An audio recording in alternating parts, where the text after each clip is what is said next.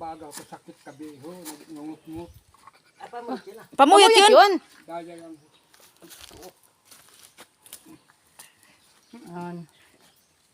Ata ba? Okay. Babahay.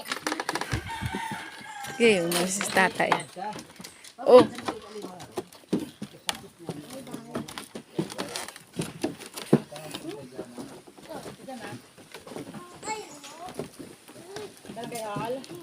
Iwanan natin ko kaya ang tinda yan. Ay, kita mo? Sa barangay ito mo, pero sunod.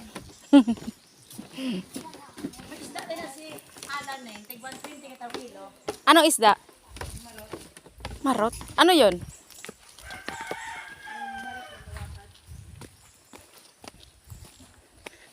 Hay ka baka kita?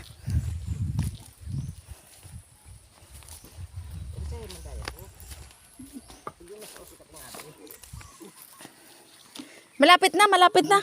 Kunting tiis pa.